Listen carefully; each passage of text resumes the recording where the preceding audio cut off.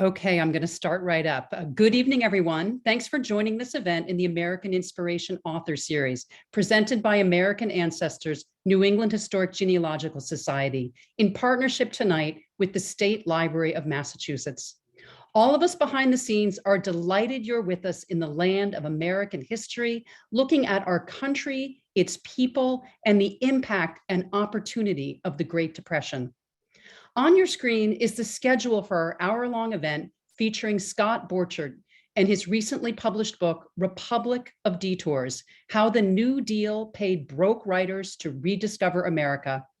Following an illustrated presentation, Scott will be in dialogue with Rhonda McClure, senior genealogist here at NEHGS. We'll share their credentials in just a moment. For now, some housekeeping items. We are in a Zoom webinar format, which means your microphone is muted and your video is off. While we cannot take your comments in the chat box, we will use it to share relevant information. Scott's given us some great research links and resources to pass along. We asked for your questions as you registered, but if you have additional queries, please enter them into the Q&A box at the bottom of your screen, and we'll try to slip in a few more. Tonight's program is being recorded by my colleagues here at the Brew Family Learning Center.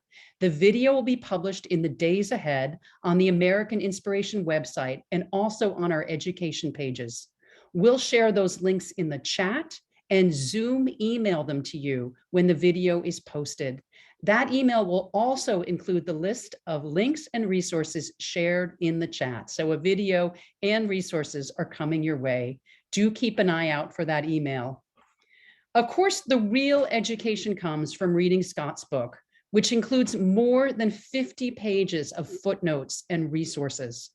Copies of Republic of Detours can be purchased through our partners at Porter Square Books in Cambridge. You'll see on the screen their coupon code, AMINSP20, which is also being placed in the chat. If you use that code as you order online, they'll waive the shipping fee for media mail. Even better, use the code and the book you receive will be signed by the author on a bookplate. This book is great for researchers, as I said. It's also a great gift for those who love American history, travel, and touring, if only from an art chair. It's for anyone who wants to fully understand our country. I'm Margaret Talcott, the producer of literary events here at American Ancestors New England Historic Genealogical Society, and I'm a part of its Brew Family Learning Center. Again, welcome to you. Moving quickly to start, some background on tonight's presenter. Our featured author, Scott Borchert, is a writer and editor based in New Jersey and a former assistant editor at the book publisher Farrar, Straus and Giroux. He holds a master's degree in cultural reporting and criticism from the Arthur L. Carter Journalism Institute at New York University, and his work has appeared in such publications as Southwest Review, Monthly Review, and Brooklyn Magazine. Scott recently published an opinion piece in the New York Times titled "A New Deal for Writers in America," which got a lot of attention. More good news, Republic of Detours was picked up by the staff at the New York Times Book Review as an editor's choice. Now for some quick hellos and some more information on tonight's moderator, over to you, Beth. Thank you, Margaret, and hello, everyone. I'm Beth Carroll Horrocks, the head of special collections at the State Library of Massachusetts. So, those of us at the State Library continue to believe that one of the very few good things about this pandemic is that we're in Boston, and especially people like institutions like our colleagues at American Ancestors NEHGS. We're very glad to be here tonight to hear about Scott Borchert's new book, since his topic fits so well with our own collections. Scott will be in conversation tonight with Rhonda McClure, the senior genealogist at American Ancestors NEHGS. She's been a contributing editor for Heritage Quest magazine and Biography magazine, and has contributed to the History Channel magazine and American History magazine. She's the author of 10 books, including the award-winning The Complete Idiot's Guide to Online Genealogy, and finding your famous and infamous ancestors. Rhonda has just returned from a multi-week trip to Tokyo, the Olympics, where she, as a journalist, covered U.S. water polo. So we will hear more from Rhonda shortly. So Scott, we are all going to learn a lot tonight from the perfect author to inspire us all. Yes, indeed, we are all very eager to get started. There are so many stories that you can tell us, Scott, about your family and our country and its federal programs. So take it away. We can't wait to hear. Thank you very much. And I should just say I'm very excited to be here as part of the American Inspiration Author Series. So thanks to everyone for organizing this. Thanks especially to Rhonda for speaking with me tonight. We'll get to that later on.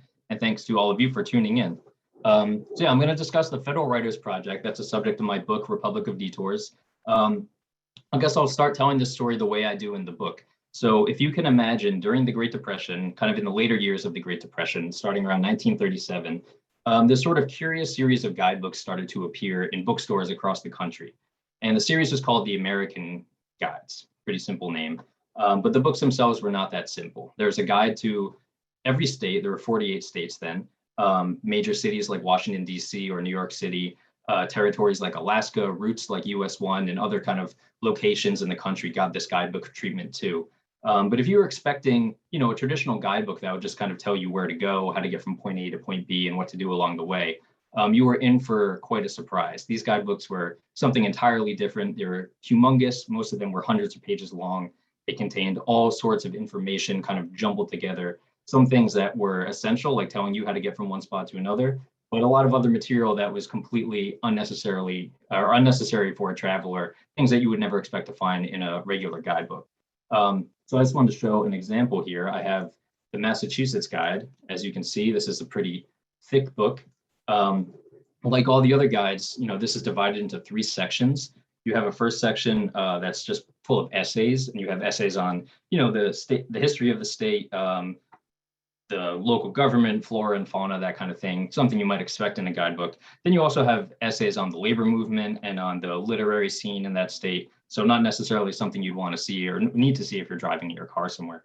The second part of the book, these are kind of the middle section here. These are profiles of towns and cities. So I'll just give you a rundown of all the major spots in the state and some notable sites there, what to do. And then the last part of the book, really the most interesting part, these are the tours. And it would give you directions. If you started in one spot in your car and drove to another spot, it would tell you how to get there and all the things you can see along the way. And I just have some examples here so you kind of get a sense of what these guidebooks were like. If you were driving on the first tour in the book, tour 1A, this is from Newburyport to Everett, Massachusetts. You'd find some things that are kind of conventional that you might expect to find, like the Burnham Hart House, which is a 17th century home that was kind of copied and then picked apart and reassembled at the American wing of the Metropolitan Museum of Art in New York City, so kind of a notable place. You had Beverly Farms, which is a summer home of Oliver Wendell Holmes. And you had the Peabody Institute in Salem, or Peabody, I think people around that area like to call it, which is today the Peabody Essex Museum. So, things you'd want to see if you're traveling. Then you also had some spots like in Raleigh, Massachusetts on the Commons. This is where in 1813, the people of the town built this humongous ship. And then to celebrate, they poured an entire barrel full of Jamaica rum down the well and then drank it out of the well. And that's how they celebrated the ship. Or you can go to the town of Hamilton, which is the home of the writer Mary Abigail Dodge, who was a writer in the 19th century, who wrote under the name Gail Hamilton. And she was supposedly buried under the pine trees in front of her house. And if you went and looked at her house at night, sometimes you could see her ghost standing in the window of her bedroom, apparently. Or you can go to Ipswich, which is where there was a church. And next to this church, there was a big rock. If you look closely at the rock, there is the imprint of a cloven hoof in the stone. And people said that this was left there by the devil at some point. So these are all points that you can find in the Massachusetts guidebook, along with many, many other things. So obviously it's not, your typical guidebook. These books were all published by commercial publishers. This one was published by Houghton Mifflin, for instance. Viking Press and Random House published some of the other guides.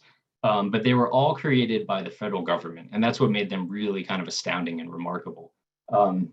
They weren't created by kind of an erratic publisher or a travel association or something like that. It really was the Roosevelt administration that was behind these books through this thing called the Federal Writers Project, and that's what we're going to talk about tonight.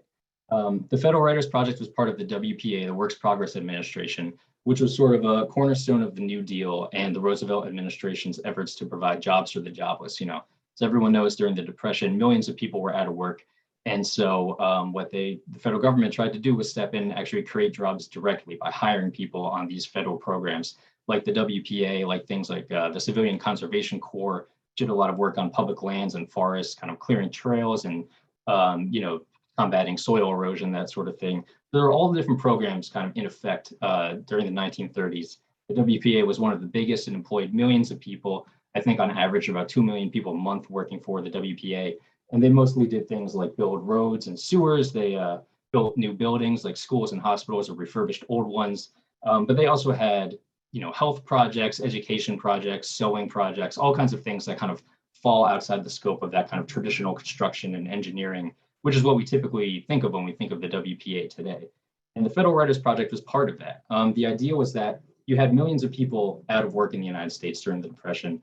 A lot of those people were, people who worked in the culture industries. They were artists and musicians, theater people, and they all had, important skills that they could kind of contribute through a program like this. Even though they're out of work, they could have gone to a construction crew and worked on a bridge or something like that. Maybe they couldn't because they were too old or they had health issues or something. So they could contribute in other ways. And a program like the Federal Writers Project and the other arts projects that I can talk about in a minute, they allowed these people to kind of conserve their skills during the Depression. So if you were, a professional musician, you'd be able to continue playing in symphonies that were orchestrated or organized by the government or teaching music education classes, and that would kind of maintain you while you're making a basic wage to support yourself and your family. So that was kind of the idea behind the WPA and the Federal Writers Project that was contained under it. You might ask, something like this, who is actually a writer? Who would be eligible for something like this? Obviously, musicians were people who were professional, musicians who could play for the music project. Artists were kind of had to show their artistic skill for the Federal Art Project. But writers could really mean a lot of things. And there's a lot of discussion when the project was first launched in 1935 about whether this should be something just for professional, novelists and poets, people who are kind of skilled reporters and editors, people who have had these careers and can prove their bona fides as writers, or if it should be open to a much wider group of people. And eventually they decided on the latter. So they opened their doors to all sorts of people, lawyers, clerks, recent college graduates, people who really had no kind of writing experience at all, and maybe never even thought of themselves as writers, but could still handle the work that the Writers Project was doing and apply themselves to these tasks. That's really what made them a writers, whether they could participate in this project effectively. And thousands of people did. Around 10,000 people worked for the project during the course of its lifetime.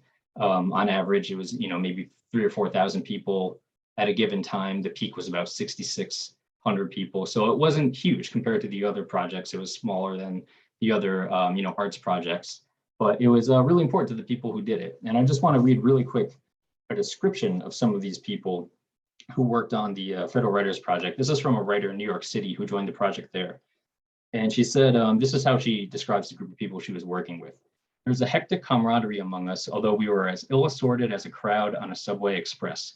Spinster poetesses, pulp specialists, youngsters with school magazine experience, veteran newspaper men, art for art's sake literati, and the clerks and typists who worked with us, people of all ages, all nationalities, all degrees of education, tossed together in a strange fellowship of necessity. And I love that last line, a strange fellowship of necessity, because that's really what it was. All these people, were in dire straits and they needed, these jobs, these public jobs in order to survive the Depression and to keep themselves alive, basically.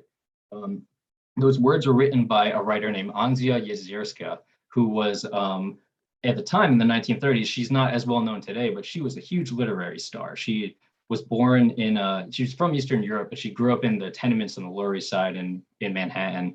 And she kind of wrote about what that life was like for her in that world that she knew about young women who grew up in these tenements and then lived these lives where they're fighting with their parents and their fathers and their husbands and that sort of thing. And she was a huge sensation. She published, many stories and novels that were very, very popular. There were, I think, at least 2 movies that were made about her novels, and she had a movie deal where she made a ton of money in Hollywood. So she was a big success story of the 1920s. But by the 1930s and the Depression, she had lost some of her readership, and then she lost all her money when the stock market collapsed. So when the Federal Writers Project was created, she was in a terrible situation. And she was basically the sort of person for whom the project was designed. So she joined the project in New York City, and she found these kind of people working alongside her, and it really kind of saved her life. So she was one type of person who worked for the project. There were two other writers. I think of it this way: one like her, who was sort of a professional writer. They've had their career, they established themselves, and they could have been, fiction writers, poets, people who were working at newspapers, that sort of thing. Then you had another group of writers who were typically, pretty young. They might have been right out of college, or they didn't even go to college. They might not have published anything at all, but they kind of saw themselves as aspiring writers.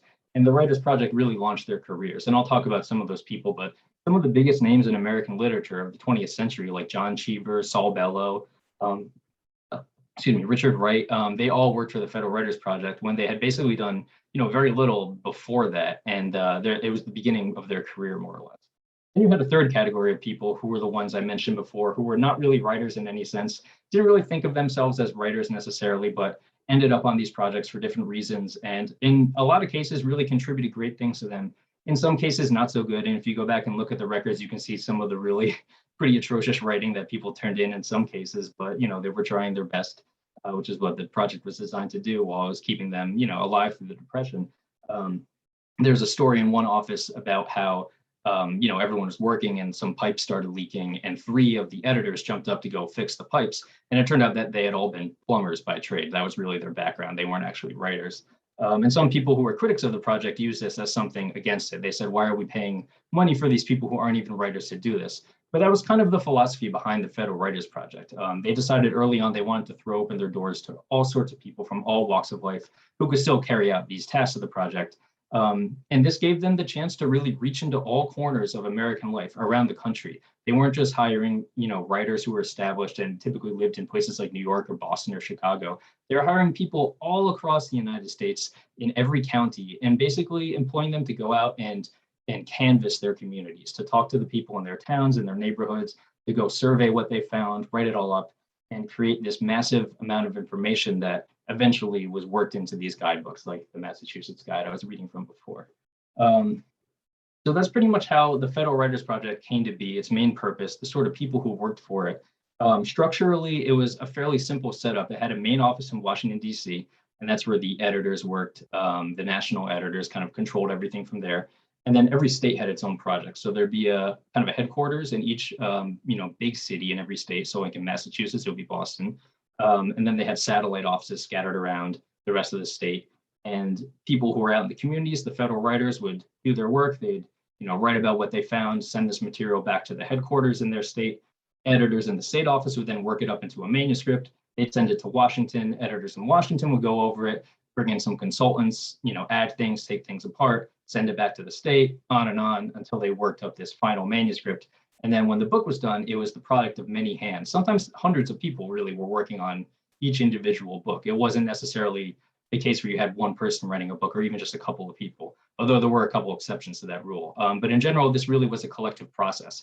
And something like it had never been done before in the United States, or as far as I can tell, really anywhere else, having thousands of people out there kind of engaging in this project of what I call a collective self-portrait of America.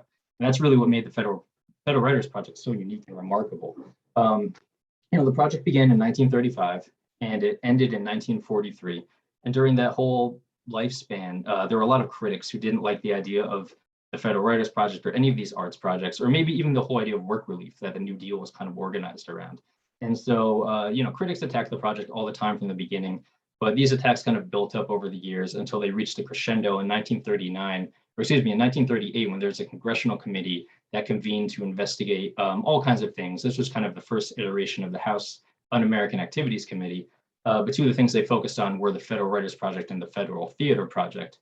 So after that, I can talk about that too in a little bit, but it didn't go very well for either of those projects. The Federal Theater Project was disbanded. The Federal Writers Project was kind of significantly rearranged. The director was fired, and it was kind of broken down on a state-by-state basis after that, because the main charge was that it had too many subversives on its staff, and this included people who were in the Communist Party maybe, or in the orbit of the Communist Party, or just other people with unconventional political views who were to the left of maybe the New Deal and Democrats who worked for these projects, as was their perfectly fine legal right to do. but it created a lot of controversy. And so the project was always in the newspaper headlines from almost the moment it was created until the end. And a lot of people loved it. A lot of people didn't love it, but it ended up being this really fascinating chapter of American history.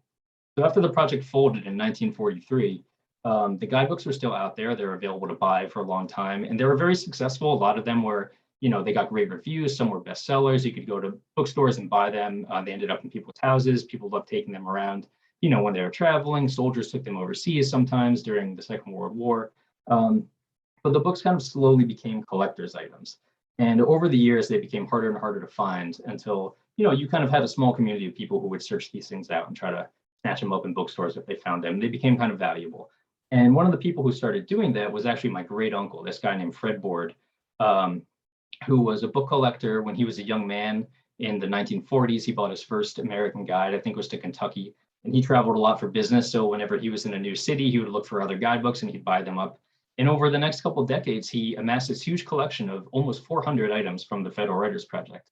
And the project had produced around 1,000. No one really knows for sure, but they think around 1,000 publications during his lifespan. So he had a really good chunk of them. And when he died, it's about 15 years ago, a lot of those pieces were auctioned off to other book collectors, but my parents very kindly decided to save the state guidebooks and they gave them to me. So I had these books sitting around for a while. I think about them sometimes. I dip into some guides. And I just found like they were really fascinating. They were full of unusual things, like some of the examples I read before.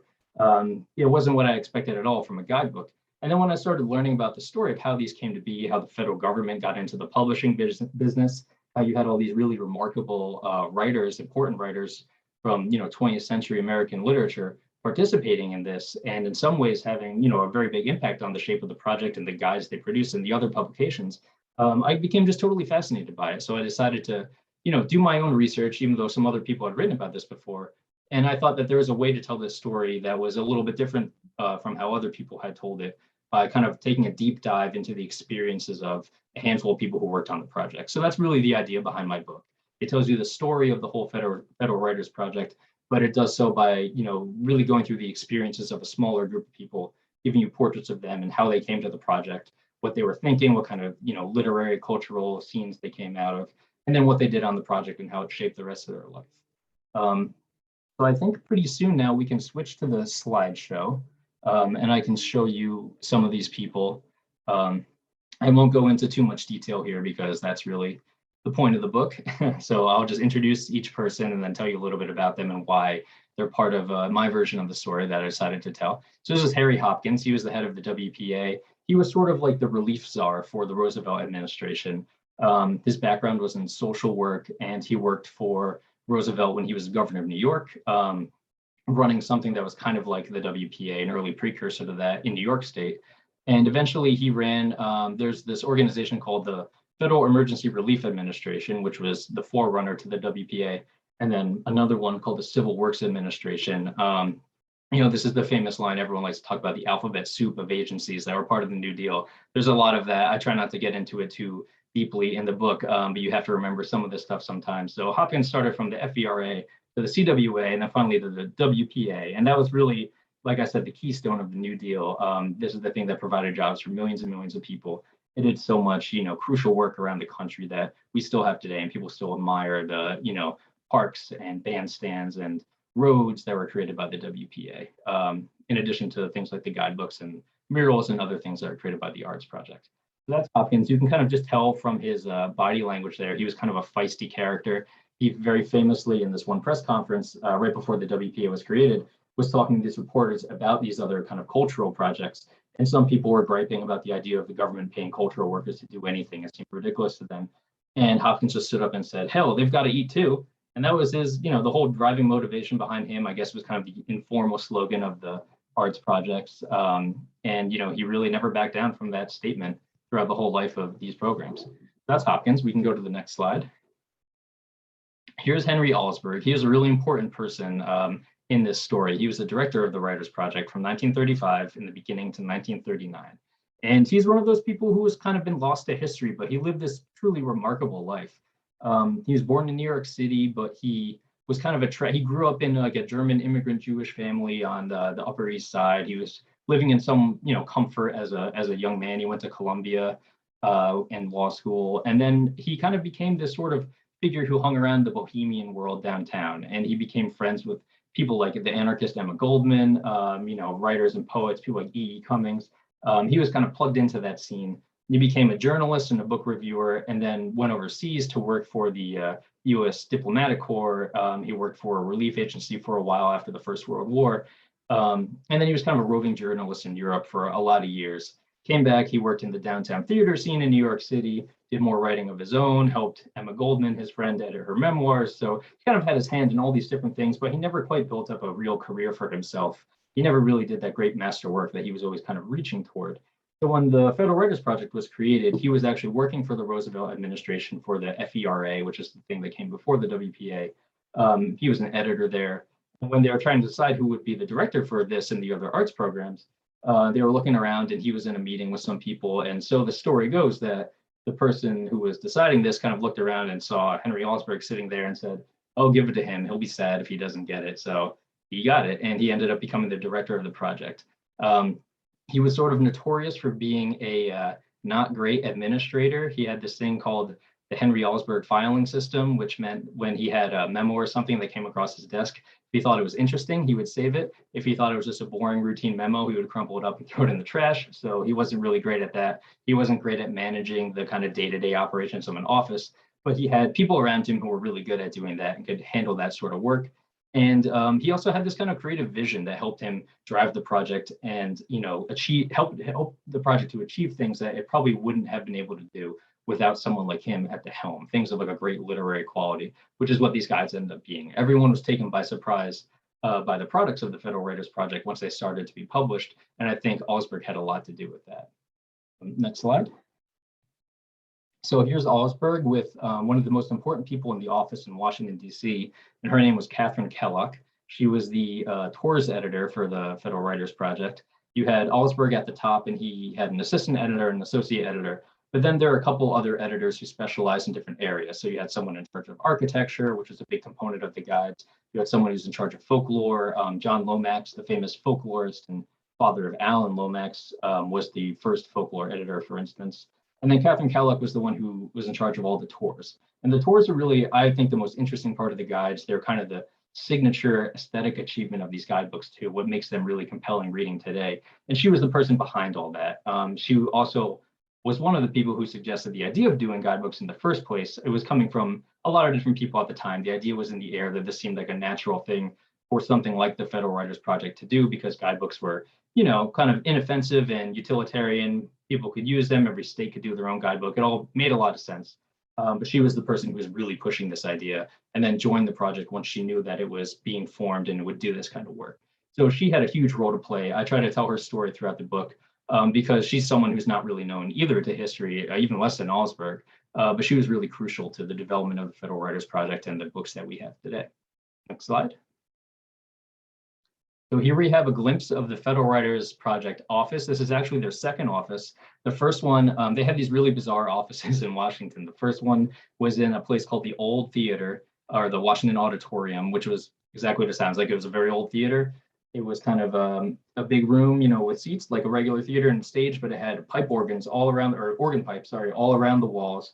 And when the government leased it, they came in, they ripped up all the seats and put in desks and, dividers and that sort of thing. Alsberg's office went up in one of the opera boxes so he could look down at the theater. And that's where they started. They were there for a couple of months. And then they moved into this building, the McLean Mansion, which was a big, sprawling, very gaudy mansion in Washington that was owned by a famous socialite who owned the Hope Diamond too, but who kind of fell into these dire straits by the time of the Depression. So she also had to lease her mansion, and the government took it over, turned it into administrative offices for the different arts projects. The Federal Writers Project and the other art, music, theater projects all funneled in there, and they took it over and set up their desks under these Greek statues and big chandeliers and that sort of thing. So it was this really bizarre setting for the Writers Project to work in.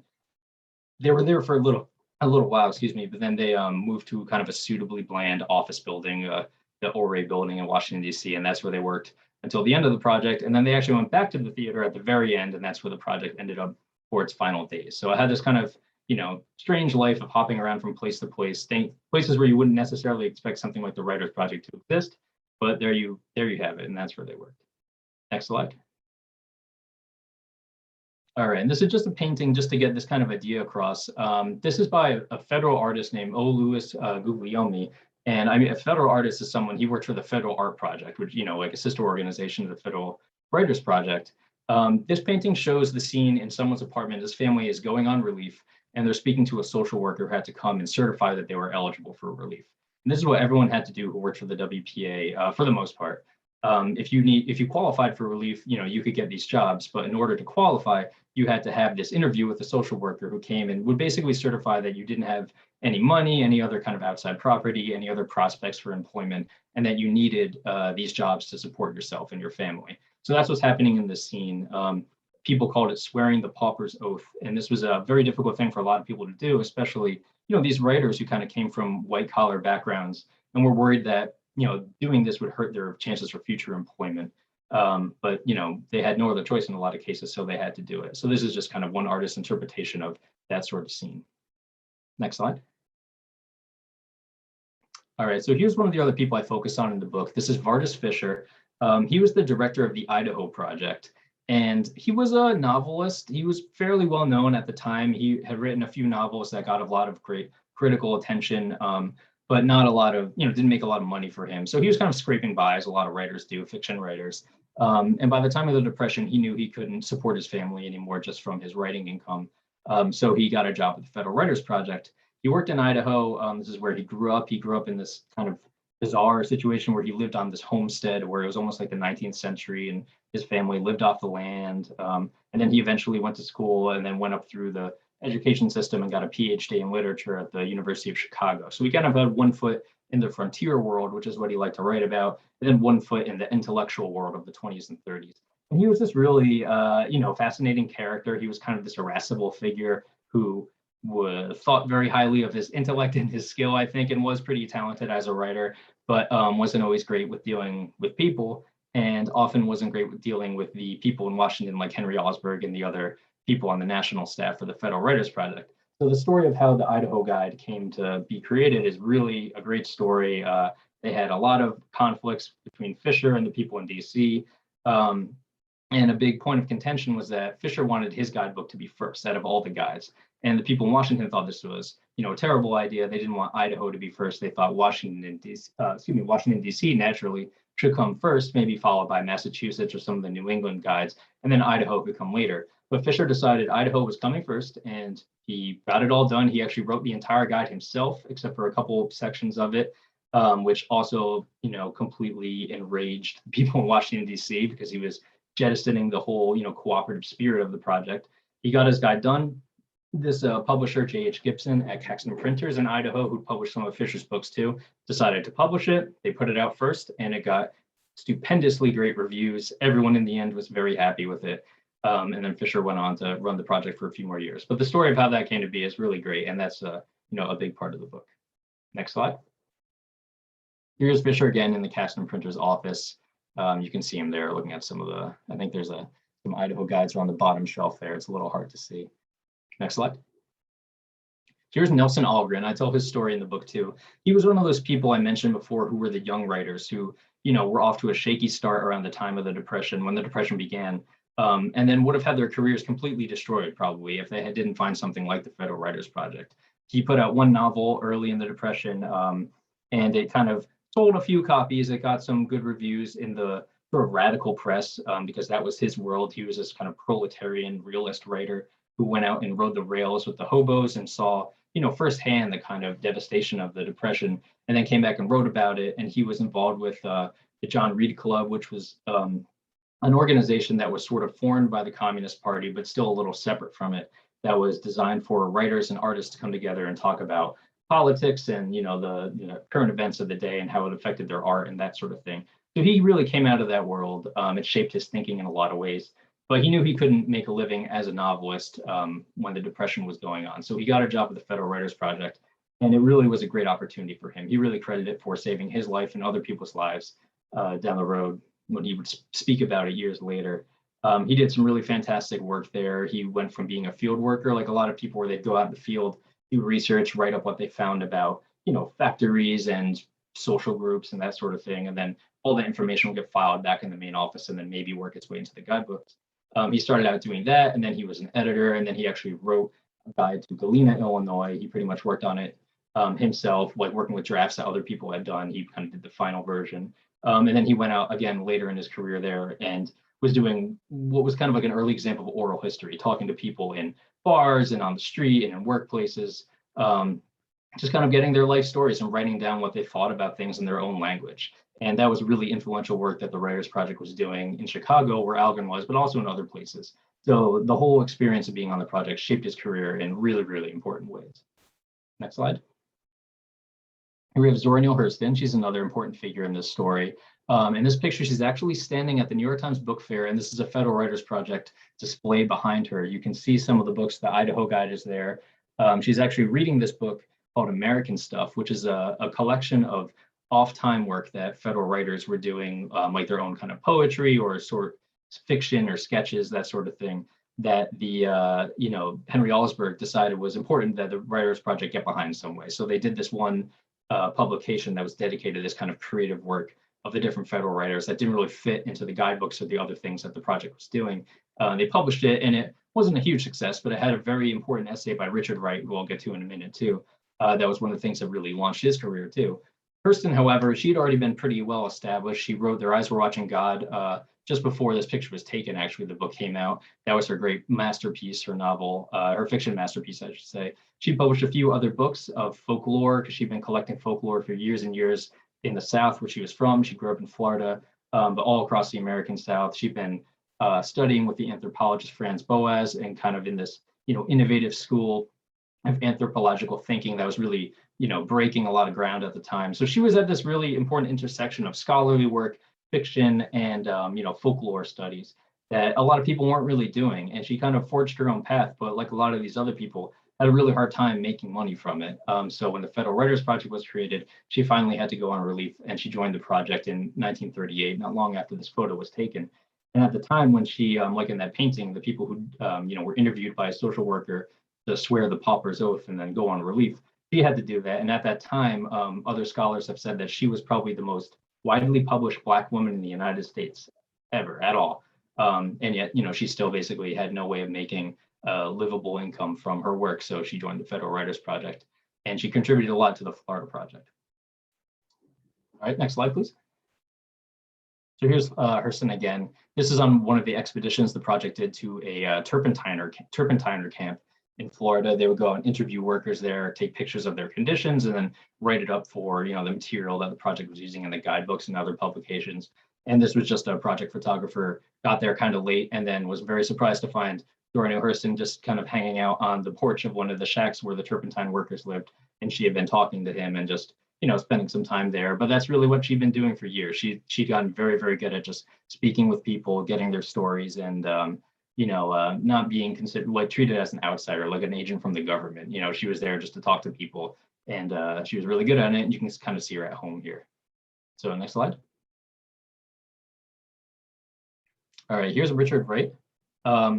This is one of the last writers I talk about in the book. He was another young writer. He's actually good friends with Nelson Algren, who started out in Chicago on the Federal Writers Project there as well. And then he moved to New York. His story is important because it picks up some of the same themes as Algren's story in terms of the radical politics. Wright was definitely a Communist Party member, and that was a big part of his the way he kind of was developing as a writer. And then eventually when he broke with the party in a very big way, that was important to him too. So that's all part of his story. But he also, experienced a lot of really trenchant racism, the way that Zora Neale Hurston did as well. So he was kind of, experiencing different aspects of what Algren and Hurston had gone through on the project. But then his story is also very important because he shows what the project was doing to support creative writing. Now, when the whole project was designed, there was no stipulation that they could be really paying, novelists and poets to go write their novels or write poems or something like that. They're supposed to be working on the guidebooks and the other things that the Federal Writers Project was doing. And it kind of wasn't, seen as a good idea to be putting taxpayer dollars towards these kind of creative purposes. But Henry Alsberg thought they really needed to do this. They wanted to support some of these very talented people, especially the younger writers who were part of the project. So he designed this secret creative writing unit in New York City. Didn't really tell anyone about it except for the people inside the project, and gave people like Richard Wright and a handful of others permission to work at home on their own writing while they still could collect a paycheck and check in at the office every week. So when Wright was doing that, he wrote the manuscript for Native Son, which became one of the most important books of the 20th century in the United States, at least. And that book really came out of his experience on the project and the support that he got, really because Henry Alsberg decided that people like Richard Wright should get this extra, opportunity to work on their creative writing. So his story is really shows you what the project did, aside from creating the guidebooks and some of the other things. It had this vast impact on creative fiction in a way that people are still kind of exploring, I think. Next slide. And this is a cartoon. I'll just go through the next one pretty quickly. When critics of the WPA started really kind of like rattling their sabers, a lot of people came out to defend the arts projects in the WPA. And this is from a pamphlet that was doing that. You can see in this picture, you have Uncle Sam and a WPA artist on the bottom there. And then there's supposed to be wealthy people, I guess, pushing a rock on top. This is from a left-wing group that published this. So that was kind of the iconography they used at the time, but it shows you what the attitude was in terms of, cutbacks to the WPA. And there'd be strikes and protests whenever there were cutbacks, which happened quite frequently. Next slide. And here's this Henry Alsberg with Eleanor Roosevelt. She was a very strong supporter of the arts projects and would remain so throughout their whole lifespan. Next slide. And then this is Martin Dies. He was a representative from Texas, a Democrat.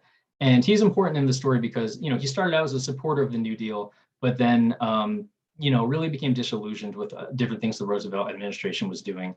And then finally formed this committee to investigate, supposedly subversive activities. And that was the House Un-American Activities Committee, or it was first called the Dies Committee when he started it.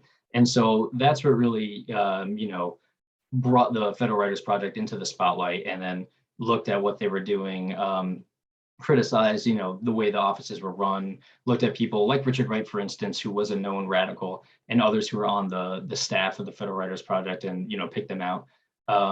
And so these hearings ended up, being the thing that kind of drew a lot of negative attention to the project, and then kind of broke it apart in 1939 when they passed new legislation to change the structure, and Henry Alsberg was fired. But if you go in the book, I go through the hearings and how this all happened. And, it was a pretty disingenuous sort of attempt to undermine what Dies didn't like and other people didn't like about, I think, how the project was just portraying America as a more inclusive place than what, Dies necessarily thought it should be. So that's a very complicated story, but that was kind of the crescendo of the, animosity towards the project. Next slide. And then here's Alsberg in front of the Dies Committee. He gave a really great performance defending what they were doing. He tried his best, but he is not, or was not, the kind of person who would make a very strong stand. He tried to be conciliatory a little bit because he had a strategy, I think, to, play their arguments off, with each other, and to kind of, make a good case for the project without enraging anyone or inflaming tensions, but it just wasn't quite enough. Next slide. And then these are just some posters advertising a few other publications. Like, there weren't just guidebooks, there were other books about ethnic groups, collections of folklore, children's books. Then you have some of these that are kind of like natural history books, one Who's Who in the Zoo and Birds of the World. They did all sorts of things that are really pretty remarkable when you start digging into the, the backlist of the Federal Writers Project. Next slide. And this is just, I love this illustration. This is from the book Idaho Lore. It's something like that, a collection of folklore published by the Idaho Project when Varda Fisher was there.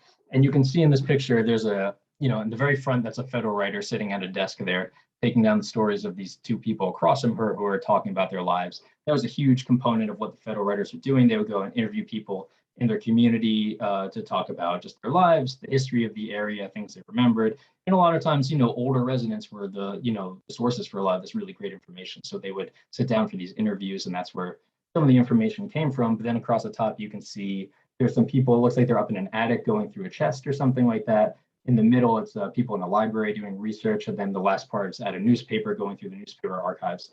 All of these were crucial to how the Federal Writers Project operated. It wasn't just a matter of interviewing people or being in the library doing research. It was a combination of all these things. Next slide. And then the next couple slides are just a few of the covers, so you can see what some of these look like. They're all a little bit different, partially because they're published by different publishers, but they were also just meant to be distinct from one another, even though they followed the same format. So you have the Illinois guide here and the Nebraska guide. Next slide. The New York guide and Ohio guide. There's some great photographs on the covers instead of the illustrations like the last one. Next slide. Some more Louisiana state guide and the Wyoming guide. Next slide. And then here's Tennessee and Pennsylvania. And these I included because the Tennessee guide right there, that's Norris Dam, which was a huge dam that was built as part of the Tennessee Valley Authority, which is another, big component of the New Deal, an effort to regulate the waterways and to, create like economic development in the area, which was controversial at the time, but it was this huge undertaking that had never really been done before in terms of regional planning in the United States. So that's a kind of an icon of the Tennessee Valley Authority on the cover of the guide. On the Pennsylvania guide, that's part of a mural in the Pittsburgh post office that was painted by the Treasury section of Fine Arts, which was, this all gets a little complicated, but it was another art project that worked in conjunction with the federal art project. And they're responsible for all these great murals around the country in post offices. A lot of them, or some of them are still around today, and you can go see. So these are just examples of how there's this kind of, synergy going on between the Federal Writers Project and other New Deal programs. And you can see that in the guides. When you'll be reading a tour or something like that, it'll say, here's this great historical site from, the 19th century. And then right down the road is a WPA crew reconstructing, something or other. So it shows you the New Deal kind of at work on the landscape in America at a time when this was all, happening in front of people's eyes. And the guys kind of just wove that stuff in there, not like pushing any agenda necessarily, but just showing that this was happening and that it was a perfectly acceptable and normal thing, which if you look at it one way is a way of pushing an agenda, but in a very subtle kind of unobtrusive way. Next slide. And these are just some photos from inside the guides. Another example of things that WPA did that most people maybe don't realize, there's a Typica orchestra over here. It's kind of traditional Mexican music that was organized by the WPA music project. You had symphonies and choirs and that sort of thing, but there are all these kind of, regional ensembles and different like gospel groups and that sort of thing that they organized as well, depending on where the project was operating. So that's just one example that's kind of interesting. And the other picture, that's a adult education class. These were really popular throughout the country. The WPA ran them for people. They did job training, literacy, especially was the big one, literacy training. And the woman, reading in that picture was a former slave.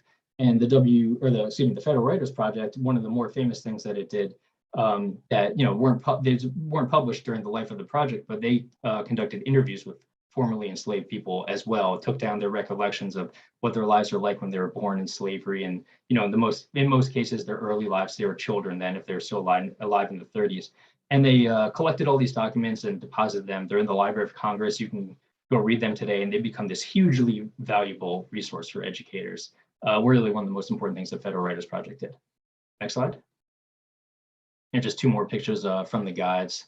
A young boy from a farm in Colorado harvesting cauliflower, and a pretzel vendor in Union Square. There's a lot of this in the guidebooks. It shows you people from that time, 1930s, kind of at work in different situations.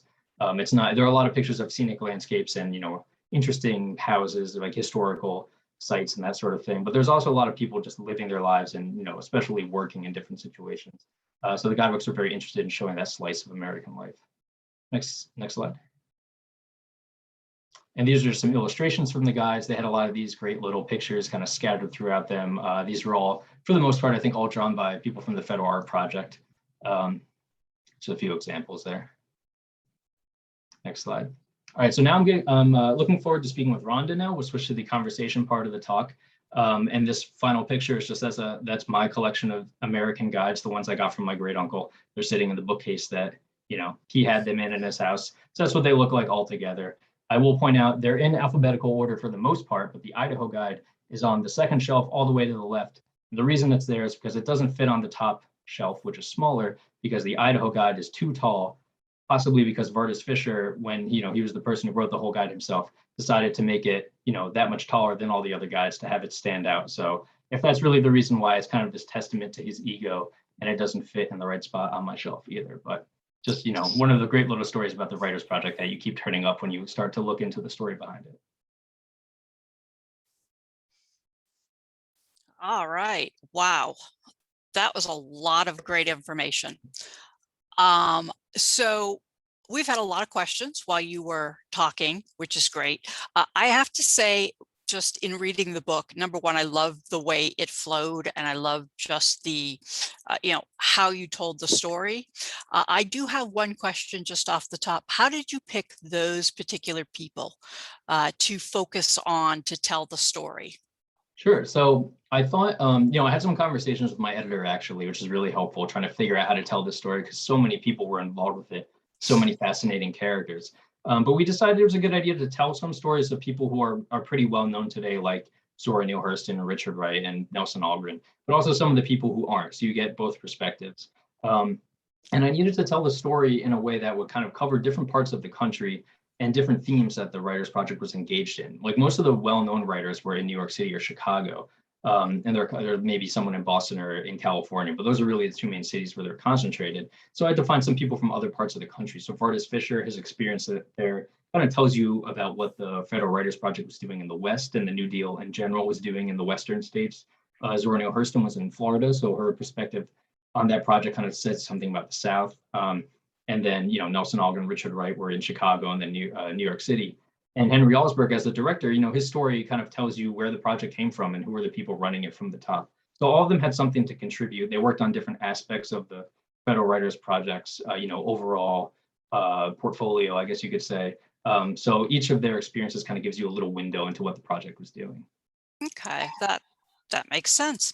I will say that one of the things that was most surprising to me was how many of the authors appeared to be like socialist, communist, like on those leanings, and that it didn't come to a head sooner to, the whole un-American thing, because these people were not shy about their beliefs. And yeah, so. Yeah, so it was, it's true. In the 1930s, you had this great movement of writers and intellectuals toward the left. And people were, disillusioned with how American society had been run. They were disillusioned with both the Republican and Democratic Party. So you had, when in 1932, when Roosevelt was elected, you had this big group of writers and intellectuals who called for a vote for the Communist Party, even if they weren't necessarily communists or members of the party, because they thought, you had to take this kind of radical action to address the Depression. And a lot of them changed their minds after that. But this kind of radical mood never really left for a long time, at least. But you had people who supported the New Deal and people who were against it. There's this really kind of diverse range of sentiments in terms of politics. But yeah, a lot of those people ended up on the Writers Project and in the different arts projects. And I would say in, a lot of states, it didn't really make a difference. People knew how to work together. They kept their politics to themselves or, outside the office. It didn't really affect the way the guidebooks were created, that sort of thing, despite what critics might have said. But in some of the bigger cities, it became an issue. And especially in New York City, it became this kind of arena for political combat where you had Communist Party members and Trotskyists and right-wing, more conservative people were all fighting each other, sometimes literally physically fighting each other in the offices. And, the New York City office was constantly in the headlines for this turmoil. So that really was kind of like the weak point in the project that ended up bringing down the whole thing. But I think it was kind of exceptional. And that's how people like Henry Alsberg and others who ran the project, they kind of saw it that way as well. Thank you. So we've had, like I said, tons and tons of questions, some that came in before our program. So we're going to touch on a couple of those. Very quickly, there was a question about where all the original documents are. And you've got a great bibliography, and footnotes in the back. But can you just give like the high points of that? Sure. Yeah. So most of the documents are in the Library of Congress or in the National Archives. And the Library of Congress has more of the manuscript material. So this is the stuff that federal writers were creating when they were out in the field, the early drafts of their notes and that sort of thing that all got, put together into the manuscripts. All that stuff, or a lot of that stuff, is in the Library of Congress. The National Archives in College Park has a lot of the administrative records, especially like the correspondence between the different offices, which is where you find a lot of the memos and the really interesting stuff. That's a lot of the material that I drew on for my book. So if you wanted to, find, an early, maybe what the Federal Writers Project wrote about your town or something like that, you can go to the Library of Congress and look up the, boxes for your state and then try to find the folder for your town and see what they said. But if you want to see, information about what federal writers on a specific project were doing, if you're looking for, say, an ancestor you had who maybe worked for the project, then maybe the better place to go is the National Archives, and you can look through the correspondence there, pull out, for instance, the box for Florida, and then see if your, ancestor who worked on the project is in there writing memos and that sort of thing. But they're both really valuable, and of course, they're open to the public. Anyone can go and look at them and, I got through as much as I could when I was working on this book, but there's a huge, huge amount of material that's there for people to look through. And, I encourage everyone to take a look at it. So, and were there any like finding aids at the National Archives that sort of helped funnel you to certain things? Because I'm imagining this was a huge collection. Yeah, at the National Archives, there's a finding aid. There's a big binder, and the people there are extremely helpful. And I had to sit down with some people like every time I went there to have helped me navigate through all this. But there's a binder you go through. It'll show you what they have. Some of the records are housed under this Federal Writers Project collection, and there are other records that are housed under a separate WPA records collection. So it gets a little complicated. You can look in both places. The Federal Writers Project stuff is a little more relevant, but there's a lot of good stuff in the WPA papers as well. They're separate, so you have to look in both. But the people there can help you with it, and there are really detailed finding aids to all that. And at the Library of Congress, their finding aid is actually online, so you can look through that. I think I put the link in with the other links. So that makes it very easy if you're looking for material on a specific state. It'll tell you exactly what box you need to look for. And they have some correspondence and that sort of thing too. So it's worth checking in both places. Okay. So one of the questions, quite a few questions that came in tonight have to do with were these books copyrighted? Are they available somewhere in a digitized format? Obviously people want to see them and, like really delve into them. Sure. Yeah, a lot of them are available online now. I put a link in there too. And there was Rowan University here in New Jersey, where I live, put together this really great list of where you can find the different guides online. Most of them are either on the Internet Archive or through Hathi Trust, I think it's called, which you might have to access through an institutional account. But you can find most of the guidebooks on these different online sources for free. It's completely fine to look at, they're very old, but they were published by these commercial publishers, even though the content was created by the federal government. So the question of copyright is a little tricky because they had to, without getting into too much detail, they had to create this sort of workaround system where a third party would be a sponsor for the guide. And it was usually some kind of nonprofit entity like a state historical society or like a secretary of state within a state who held the copyright and then made the contract with the publishing company. So it all gets a little tricky, but you can find these online. You can still buy first editions of a lot of these if you're interested in, rare books. They're not cheap. They're not super, super expensive, and most of them are. But you can also find them in libraries. I've heard from people since the book came out that they found in their local library a guide to New Hampshire or something like that. So that's definitely, if you just want to take a look at one in person, the best place to start is your local library or in your library system and see if you can turn one up that way. So, and I would think that WorldCat might help you in finding particular guides that might be in a repository near you as well. Sure. Yeah, definitely. Yeah. And a lot of them are still out there. At least the state guidebooks are not too hard to find. So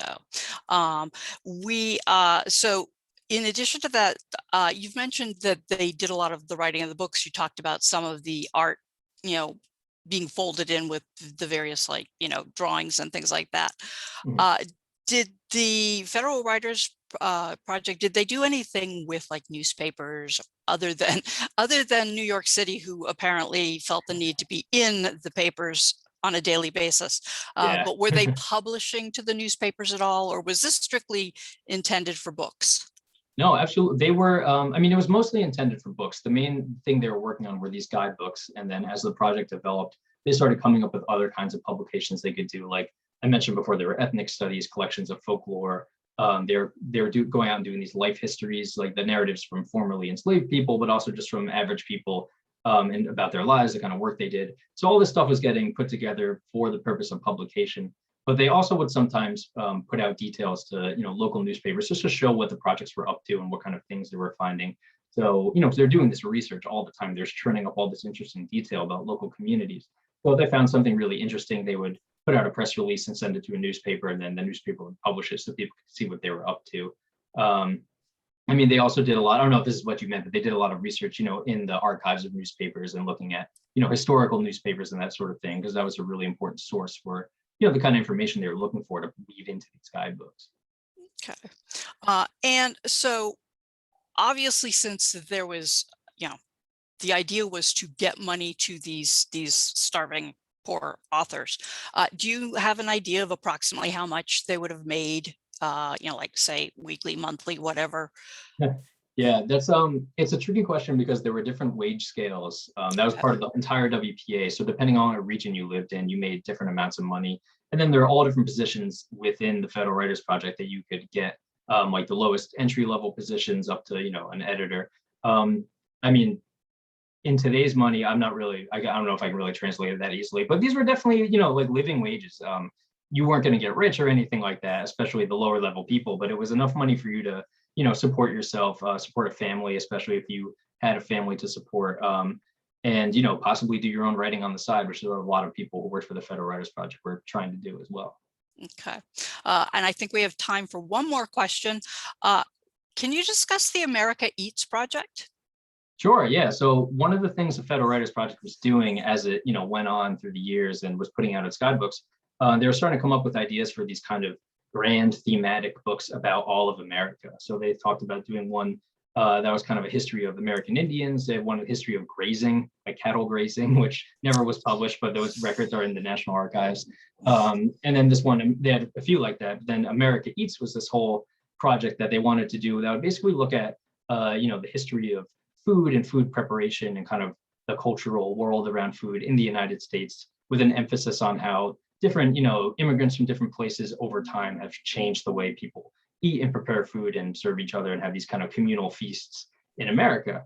So they started working on this project. They had different, editors in charge of different regions in the country. And Nelson Algren actually became an editor for the Midwest region. So he put together this manuscript where it's talking about the foodways of the Midwest. But by the time the project was kind of in its final stages and the Second World War was beginning, a lot of these things got pushed to the wayside. And even then it was Katharine Kellock, who I talked about in the beginning. She was the one behind this whole idea. She realized that it kind of was in bad taste, no pun intended, but to do this book about, people eating these giant feasts at a time when in the United States, they're starting to ration food for the war effort. So that got shelved. And then, it was never published when the project was around, but then portions of it have been published since then.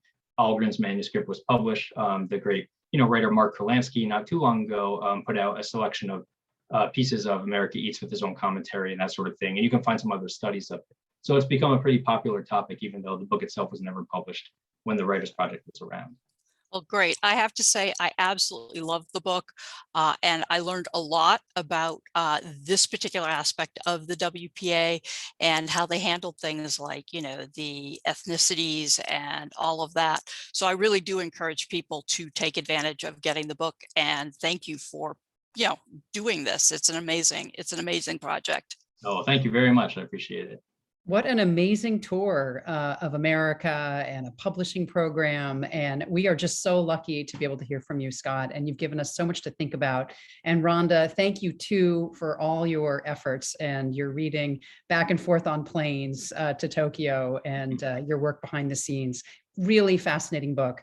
So as we do for all our American Inspiration author events, we've asked Scott to share a reading or some reflections from his book before we close out for the night. So Scott, back to you. Sure. I'm just going to read the very end of the last chapter, actually. And just to set the stage a little bit, when the project was operating, they'd always talked about doing this one big guide to America, a single volume. And that was actually what they thought they would do in the beginning. But for different reasons, it never happened. They did all these state volumes instead. And then after the project was disbanded, Henry Alsberg got a job for Hastings House, a commercial publisher, to do exactly that. So he put together this big single volume to America. It was finally published. But the book, the book was a bestseller, and he was pretty proud of the effort. But there's something about it that just didn't quite match up to the Federal Writers Project. So I'm just going to read this next part about my thoughts on this. So if you look at that book today, it's hard to see the new guide as an improvement. There's a bit of the old FWP zest and verve, but not much. This one is far more utilitarian. The type is tight, crowded with ampersands and abbreviated words. It makes for choppy reading and repels the eye. It is dense but not rich, imposing but not intriguing. It's America forced between two heavy covers in a way that's meant to be authoritative and complete, but for exactly that reason feels both limited and limiting. It feels like a burden. The FWP took the better approach, even though it was partly by accident. Its portrait of America meandered across many books. It was spacious and messy and distinctly incomplete. It wasn't meant to end, not really, but that was the point. The FWP's work, taken together, less resembled an American Baedeker than Walt Whitman's Leaves of Grass. All 9 editions of it, crafted and adjusted and recrafted, a ragged and sprawling thing, that attempted to grasp and possess all of America and reach an end only because its creator did. A process, in other words, rather than a fixed statement. Or maybe it was a statement about process, about America being an open-ended series, an ongoing project, not a burden, but an invitation, a standing one. Thank you. I just love your words, Scott, and the thought that this is an ongoing project and that all we do in documenting our families, our lives, our country, it's all really endlessly information and ongoing. You and your book have provided us such great food for thought and for action. I mean, you make me want to go start writing tonight. So thank you. Thank you very much. Beth? Thank you, Scott, and thank you, Rhonda. We all learned a lot tonight, and I, for one, am ready to delve right into that Massachusetts volume. It's a different kind of Massachusetts history from anything I've ever read before. Definitely. And just a reminder, we can show the slide for Porter Square. There you go. If you enjoyed the presentation tonight and would like a copy of the book for yourself and all of your family members, you can purchase signed copies of the book through our partners at Porter Square Books here in Cambridge. So if you use the coupon code AMINSP20, as you can see on your screen, and it will be in the chat, as you order online, they'll waive the shipping fee and for media mail, and there will also be a signed label inside the book. It's a great addition to your collection of travel and history books. Okay, so I hope both of our speakers tonight, and I hope all of you in the audience will feel welcome to use the resources at the State Library of Massachusetts. We are currently closed, as is the Massachusetts State House. In the meantime, we welcome our visitors today to start with our website. You can see the URL right there. To read about our resources, our services, and our really great collections. You can type in a very simple version of our URL, mass.gov/LIB, and it'll take you right to our homepage. So you'll see in this very brief introductory slide that our collections cover a wide variety of formats and topics. So most of our holdings document Massachusetts history and government, including copies of the Federal Writers Project volumes on Massachusetts and other states. We have a large amount of material relating to the Commonwealth, and much of it is available through our digital repository. So you're welcome to contact us for help. Since we've developed great new resources while we've been closed during the pandemic, and we'll do our best to answer your questions, and then when we reopen, we'll be able to help you even better. So the links for all these resources are in the chat, and you'll be getting copies of that. Excuse me, when we send them out after the talk. So our next event, which will be our last one for this summer, will take place. It's very different from what we heard about tonight. It will take place on Tuesday, August 24th. And it's going to be in collaboration with the Boston Public Library. So we'll hear from Dr. Adam Stern on his new book, Dispatches from a Psychiatrist in Training. It has a very local flavor for those of us here, since he concentrates on his residency program at Harvard. So I hope you'll be able to join us for that presentation. And we are currently working on a whole new set of programs for the fall. So thank you. And now back to Margaret for our final remarks. We at American Ancestors NEHGS are delighted to have co-presented this with you tonight, Beth.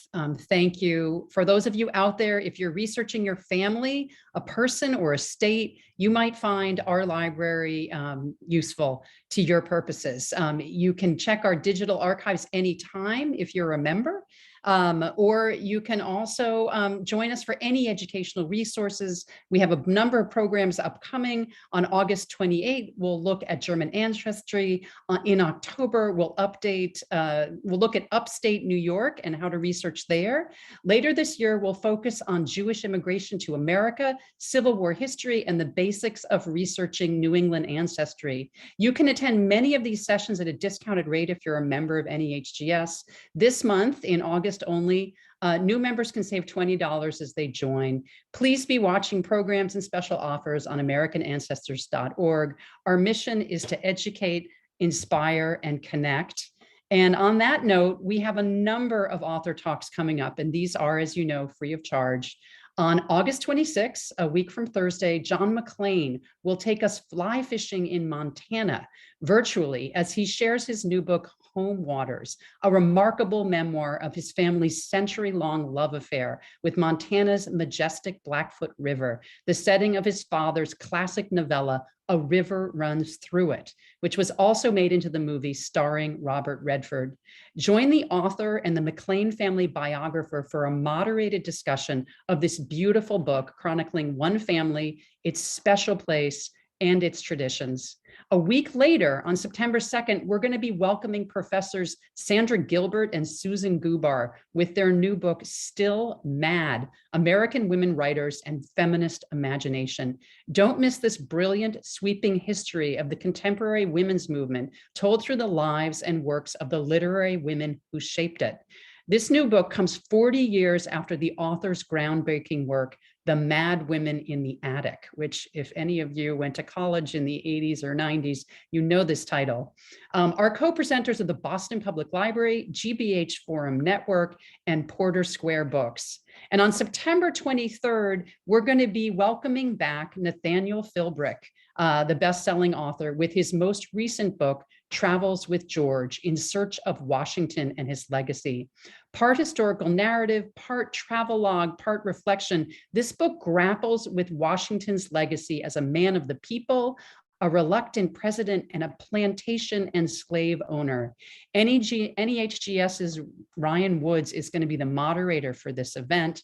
It's going to be a 6 o'clock event in public. And after that, we're going to be hosting a second ticketed event at 7:30 featuring a more intimate extended Q&A with Nathaniel Philbrick. Ryan Woods is going to be joined by co-moderator Catherine Algor, president of Massachusetts Historical Society. They will share your questions for Philbrick about his process of research, writing, and interpreting history. This event ticket comes with a signed and personalized book. So don't miss these two happenings on September 23rd. And now back to tonight, truly winding down. Scott and Rhonda, we thank you for this great evening looking at America's cultural collective scene, its collective cultural scene, as you were saying, Scott. And Beth, thanks to you and to the State Library for your partnership. And to our audience, we are very grateful for your interest and for your many questions. From Boston, Cambridge, Morris County, New Jersey, we wish you all a good evening and sunny and inspirational days ahead. Thanks for joining us.